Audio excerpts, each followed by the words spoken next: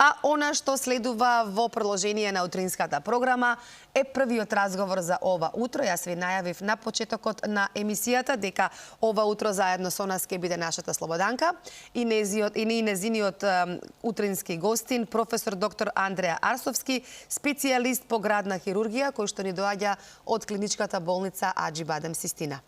Слободанка, добро утро. Добро утро, професоре, и до вас. Добро утро, Ирена. Имате навистина интересна тема за тироидната жлезда ке зборувате, тема која што не засега, мислам дека многу повеќе нас припадничките на понежниот пол, така ама корисна е и за припадниците на посилниот пол.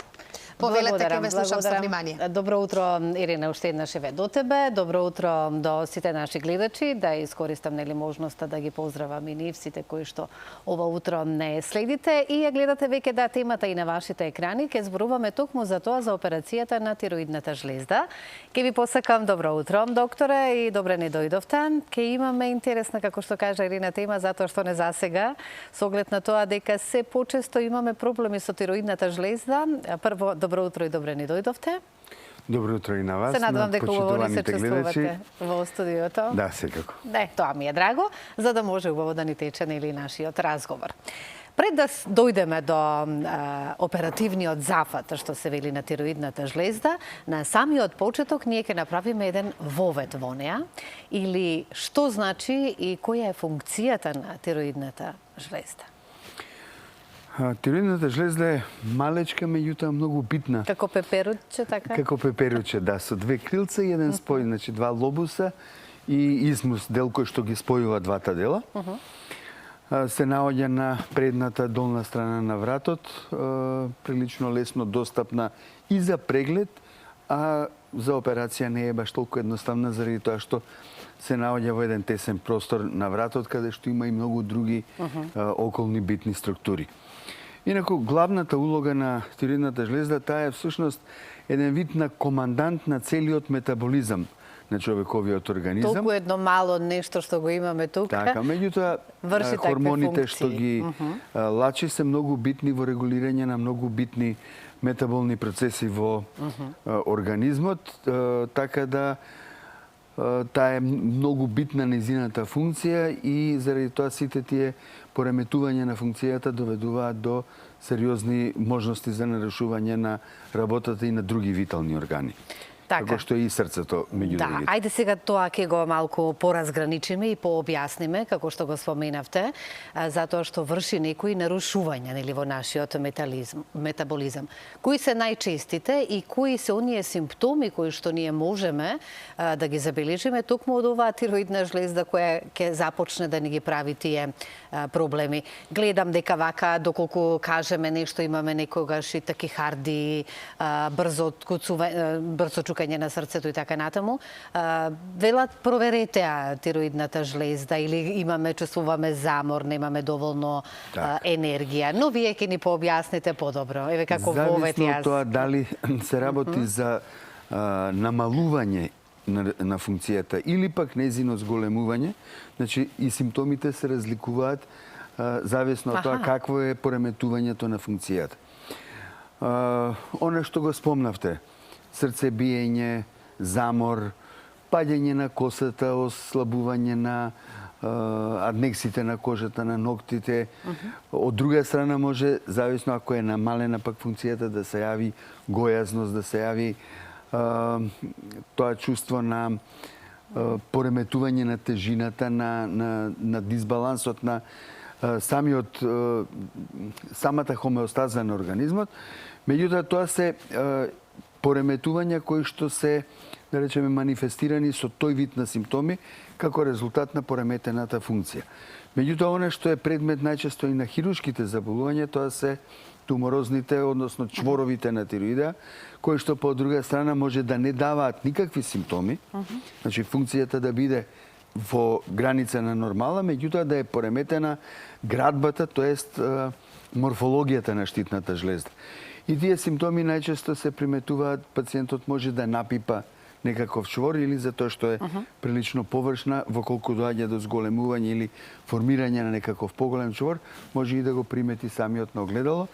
Така да, како год да е, и морфологијата и функцијата треба редовно да се испитуваат и заради тоа, ова што го спомнавте, веќе тироидејата станува дел од систематските рутински прегледи да. кои што се извршуваат на популацијата. Така.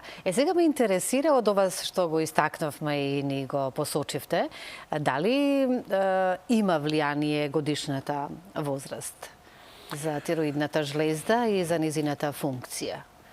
Па, И од која годишна возраст најмногу таа почнува веќе да покажува? Така, значи пикот на заболувањето на тироидејата се пак зависно од тоа дали се морфолошки или функционални, може да се јават во секоја возраст. За жал ја постојат и кај децата, дури малигни тумори на тироидејата.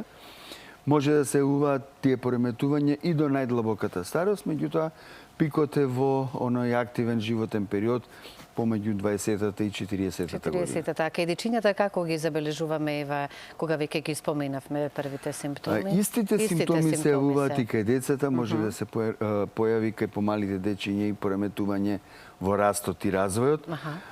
Така да тие хормонални испитувања кои што би требало да се направат и прегледи, вклучително пред се и ехотомографскиот преглед кој што е едноставен, безболен, не бара никаква посебна процедура, меѓутоа бара искусни колеги кои што го работат тоа. Така.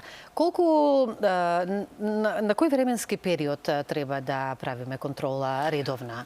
Па ако за да не дојде до нема поголеми никакви компликации? симптоми, тогаш како и сите други систематски прегледи, зависно од професијата, од возраста, на година до 2 години. На година до 2 години, меѓутоа од овие сега во моментов симптоми кои ги наброивме, можеби некој ќе се препознае, па ќе побрза да направи Сега тоа е друго, зборуваме за асимптоматски пациенти. Но интересно е она што го кажавте дека функцијата на тироидната жлезда претходно нели ги дава симптомите, но кога има пак јазли тумор околу тироидната жлезда, па може и да нема никакви симптоми. Заради тоа на што ми дојде малку чудно, да. Да, знаете, некогаш здравиот дел од тироидејата, без разлика што постои некаков чвор, некаков тумор на самата тироидеја, здравиот дел на тироидејата го регулира тој хормонален статус, така да лачењето на хормоните може да биде сосема во граници на нормала, а да има некакво заболување на тироидејата кое што бара и хируршки третман. Така, еве сега веќе кога дојдовме, а и тоа и не е и насловот, да, за операцијата, хируршкиот третман на тироидната жлезда. Кога е моментот кога треба да се дојде до оперативниот зафат и зошто? Значи, се зависи од природата на промената која што постои во тироидејата. Во колку се тоа чворови кои што имаат бенигни карактеристики, димензијата, значи димензиите на тие чворови да се поголеми од 1 сантиметар, понатаму многу е битна хетерогеноста или хомогеноста на ехопрегледите. Во колку постои хетерогеност, во колку постојат калцификати, тогаш операцијата е пожелно и да се направи што порано. Знаете, кај тироидејата малку е проблематична таа пункциона биопсија, затоа што мора да се изведува со тенка ила, така наречена ФНАП. Со оглед на тоа дека кажавме е малецка тироидната. Не само што е малецка, туку е многу прокрвена. И во колку ја биоптираме со тие коригли, може да настанат сериозни хематоми. Така да таа тенкоиглена биопсија која што се прави кај штитната жлезда, всушност има една фалинка да во прилично голем дел од случаите не дава точни резултати, затоа што се зима многу мал примерок од ткивото. Така да процентот на точност е некаде 60 до 65%, така да имаме голем дел од пациентите кај кои што не можеме да се ослониме на наодот од биопсијата. И што правиме понатака, да? Прегледот, ехоколор доплерот е извонена метода која што ни дава многу убава визуализација. И појасна слика, така? И појасна слика, така да во колку постои хетерогеност, присуство на калцификати, хиперваскуларизација, значи зголемена прокрвеност од онаа нормална која што е и така веќе прилично обилна, или пак од лабораториските показатели во колку тироидните маркери тумор маркери се покачени, тогаш веќе без разлика што сме можеби добиле резултат дека се работи за бенигна промена, сепак некогаш за тие условно речено бенигни промени може да се кријат и веќе почнување или развој на малигнитет, кој што апсолутно дека треба да се оперира. Така да индикацијата за операција, да одговорам на вашето прашање, е зависно од сите овие наоди и секако од искуството и на хируршката екипа која што тоа го прави. Меѓутоа, денеска се повеќе и повеќе се одлучуваме за хируршки третман на тие условно речено и бенигни промени, затоа што ние правевме скоро една наша интерна анализа, повеќе од 10% кај пациенти кај кои што сме мислели дека се бенигни промени, се нашол малигнитет.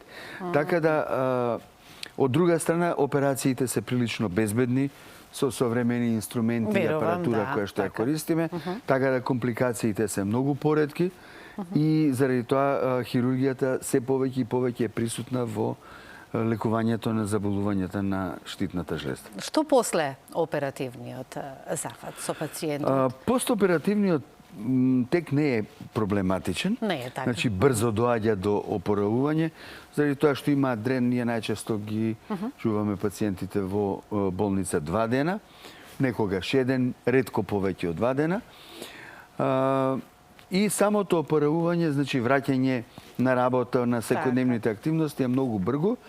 А за да се надополнува функцијата, денеска постојат извонени лекови, каде што една таблетка, различна доза, дозата индивидуална, се зима наутро, така да пациентите сосема нормално функционираат. Значи сме имале и после оперативниот зафат. Секако сме имали и млади особи, да речем млади девојчиња кои што се оперирали, кои што се оперирани, а после тоа со ова надополнување на хормоните имале најнормална функција, се мажеле, раѓале, без никакви проблеми. Да, тоа е одлично што го слушаме, одлична вест. Така да субституцијата денеска на вистина не е никаков проблем. Сакам да ве прашам еве некаде тука пред крајот овие минути последните да ги искористиме за оние кои што немаат потреба од оперативен зафат, меѓутоа знам еве јас и од мои пријатели нели како и да е, се пијат лекарства за тироидната жлезда. Ајде да го појасниме малку и тој момент, а не е потребен оперативниот зафат. Значи, воколку имаме дифузни функционални пореметувања, тогаш нема никаква потреба од оперативен зафат. Тоа го третираат интернистите, ендокринолозите пред се и специјалистите по нуклеарна медицина. И зависно, ако имаме зголемена функција, тогаш таа треба да се супримира. Постојат лекарства кои што се даваат при такви ситуации. И обратно, ако имаме намалување на функцијата, тогаш се дава препарат кој што содржи тироидни хормони и дозирањето, пак ќе кажам, тоа е индивидуално, меѓутоа се врши тоа балансирање на дозата и у принцип може да се контролира функцијата. Ретки случаи постојат кога не може да се контролира тоа пореметување на функцијата, тогаш доаѓа во предвид и кај функционалните нарушувања хируршкиот третман, но тоа се во принцип поретки состојби. Така, и за крај да ве прашам како ние да ја заштитиме, да ја штитиме тироидната жлезда, постои ли некаков начин, се надевам, и совети од ваша страна?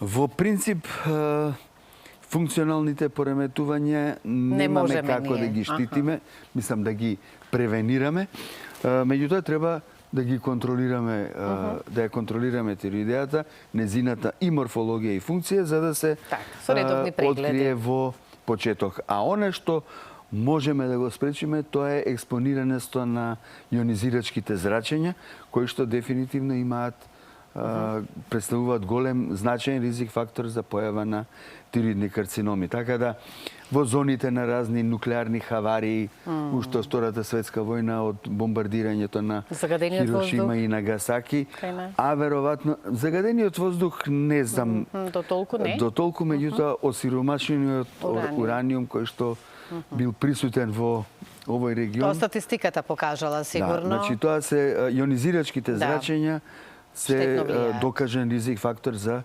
стварање на тироидни карциноми. Ви благодарам многу што одвоивте време да бидете дел од нашата утринска програма и вака на убав начин да појасниме многу повеќе за тироидната Благодарам и на вас. жлеза, но кажавме дека е лесен сега оперативниот зафат и дека пациентите за многу кратко време се чувствуваат И затоа, нормално. кога треба, не треба да го избегнуваат. Така, благодарам уште еднаш и да, Ирина, ние тука завршуваме со разговорот. Ви благодарам Слободанка, ви благодарам професора за вашиот утрински разговор.